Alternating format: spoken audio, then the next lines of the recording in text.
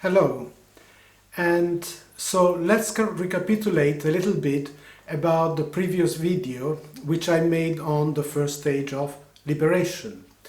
So it was just a simple example, and normally I like to ask people to visualize a lake.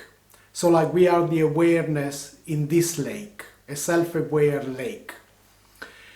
Then suddenly these ripples arise, normally ripples of thought, and different worlds and stories and scenarios are created in those ripples. I am so and so, I was so and so, so and so did this, and I have to do this and that, and I want more. All this ego that somehow makes the I, the awareness, forget about its true nature. So we are like people who go around with a tense arm like this, really clenched, tense, and it hurts. But we don't put it down. We don't put it down. And for the pain we feel here, we are always blaming the world, and other people. They are doing it to us. And of course there are situations in which people are doing it to us, but I'm saying a lot of the time is, our projection, our fears, our greed. So we go around like this, clenching our fists, and because we think that's what we are this wave in conflict with every other wave. And we create a world like that. So one day we suddenly realize, when we do mindfulness, for example, or other forms of reflection, I've spoken about it in, ways of meditation or ways of liberation, there is plenty on that. So you do, let's say, mindfulness, and then you realize this is the me I am creating, but I'm not that. And you release. It's like, wow, And somehow, it's not that you deny the wave. It's not that you deny the wave, but it's the wave that relaxes and goes back and say, hey, look at all this space around me. I am the lake. And great bliss and happiness comes from there. I'm the awareness.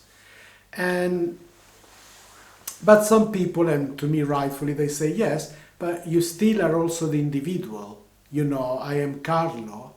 But this time I am using this lake as my enjoyment. I'm not the limitations I thought I was.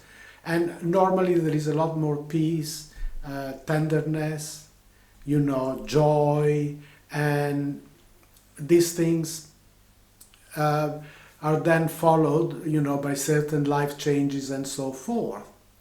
So this we described as the first stage, is this, this great relaxation, and then there is a certain happiness there, a certain peace with the world. Now, and I remind you, I'm only putting across certain experiences or certain teachings I've had from my Himalayan lineage. I'm not imposing in them. I'm not saying you are wrong if you think differently. As I said, I'm just putting there a certain experience, a certain knowledge. Hopefully, it's going to be useful to you. So what happens in when there is a further opening? Because most people just stop at the very first, at that liberation, which is great, and that's for them is enough. And I don't blame him, because it is almost enough. But then for some people, you go to the second one. And what does that mean? It means once you are liberated, it's like you can yourself go completely. asking no questions. That I'm saying is your vibration to life. And one way I can describe it is like almost being on a hill with the sea behind you, and you somehow go woof and fall back, and there is no fear because you trust, you're going back home. And from that, then out of this total letting go, there is this great arising of love, of immense waves of love, and you understand, I'm truly home here, this is what vibrates within me, this is really my origins. And it's interesting, when Jesus says the door is narrow, it's like two of you cannot go there. When you totally let go, at that moment you totally let go without a story, without a spiritual, religious, philosophical story, it's because the heavens are like this and this guy, this, that. No, all of that goes, and it's totally going back to that which always was. And some people, use words which can be very equivocal at times, like I am the divine or Shivoham. But we have to be careful, because from that stage, those who utter those words, it means I am filled with that being. It is, I'm totally surrendered to it. I'm one with it. But it's not that I am, this kind of love, in the sense of an I being happy or boastful about it. So actually you really lower down your wings when it's there, because it's beautiful just to be a child. But some seekers found out on their path that still at that other level where most people stop, there is still a slight, ever small deficiency of an I that still calls itself enlightened and liberated. It's like I own this kind of experience. And many gurus can arise out of that, or some gurus can arise out of that, which is fine, which is great. It is a propagation of love and so forth. But I'm just saying, to some, there is a certain dissatisfaction, still small, it's great here, but still a small dissatisfaction, that still there is this sense of I have achieved something. So we go on a certain search. I have a feeling, so what is it missing? What is the next step? And I remember during a Buddhist talk, they were talking about a chapter called the Similia of the snake, or the example of the snake. In it, the Buddha was talking how to grapple and grasp our mind and our thoughts and so forth. But then he proceeded to narrate that when he was in the forest and he was going through all the stages of his liberation, he came at one point where he said, I started remembering all my lives, and then past lives, and then understanding the past lives of other people, where they came from, why they got here, and so forth. So he had to relieve and release all of that, or at least the core binding of it. Okay? So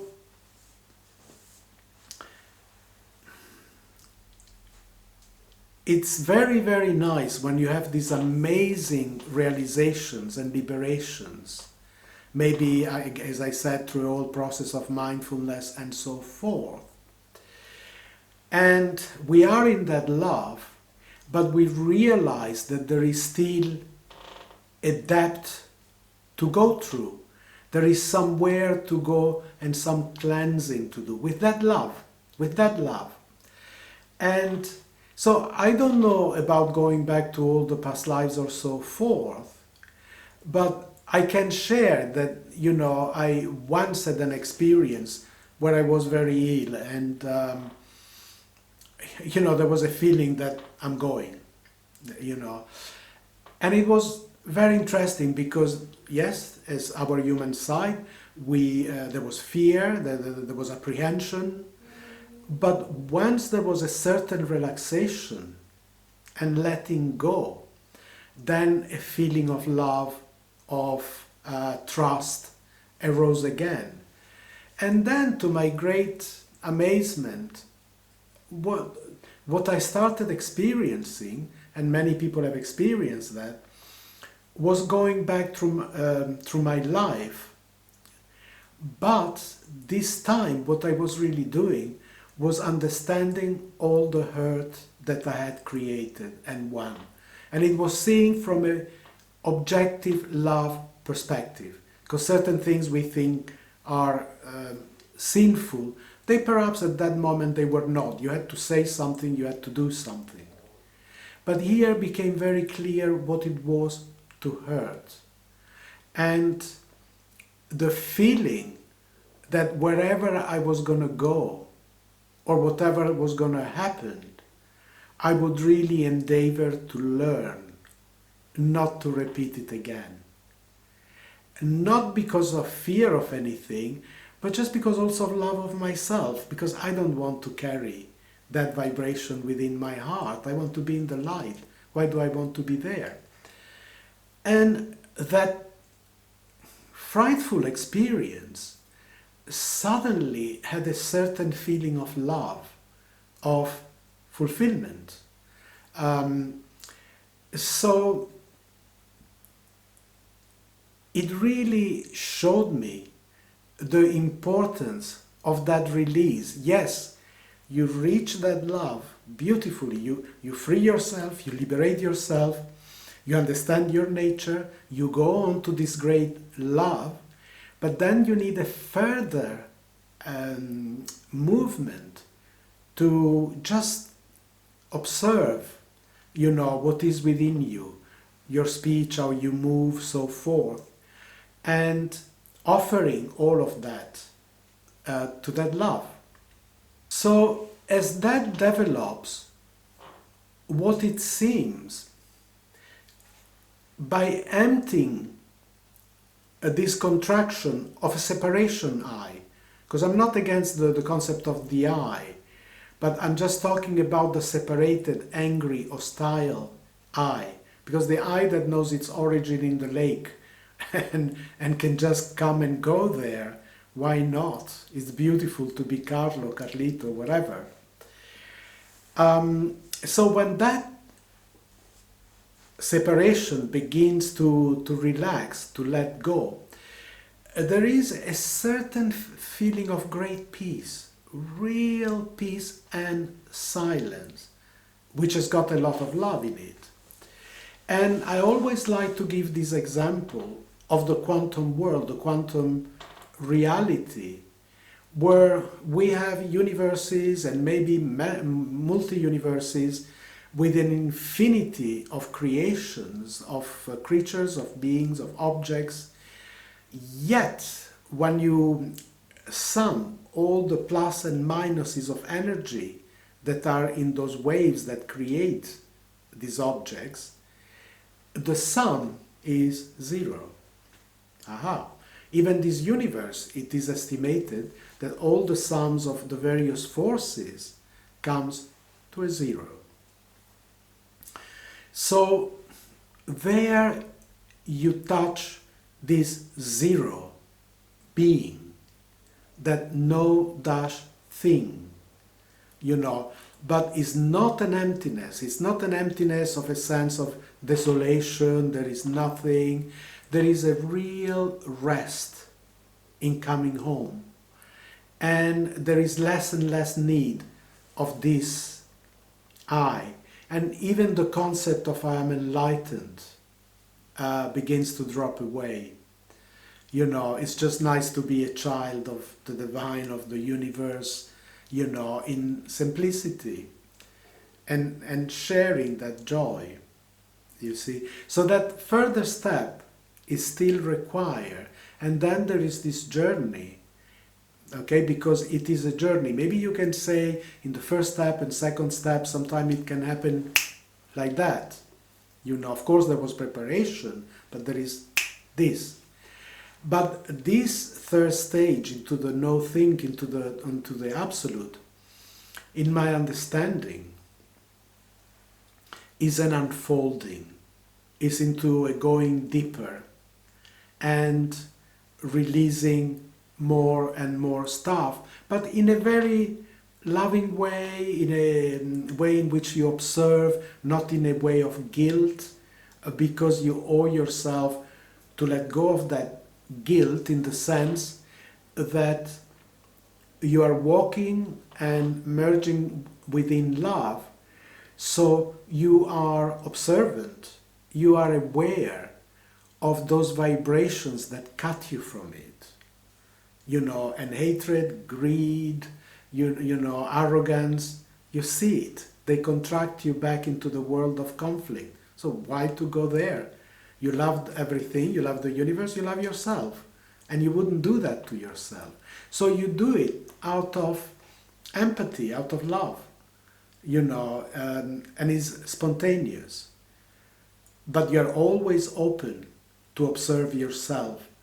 You know, you don't fall in a danger that can sometimes reach as you are moving up, that you go, oh, that's it, I am divine, I'm liberated, therefore I can do no wrong. Because that, please listen to this, I've seen it happen many, many, many times.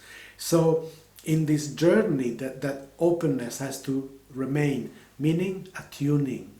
You are quite happy to attune, you know, and then you can go home and relax within this peace, you know.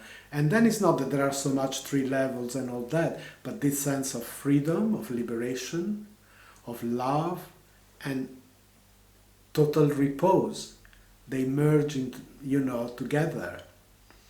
And that is, again, as I said, it is your being. So you might feel today this, oh, maybe nice talk, but is it any good to me or whatever? Just listen to it, keep it in your mind and in your heart maybe, and you never know, one day they might just come, these words might just come bang, bang, bang, and you go, oh yeah, you know, this has got a point, and maybe I have to proceed on this way. Maybe I just have to take just one step further, but it's worth to go one step further.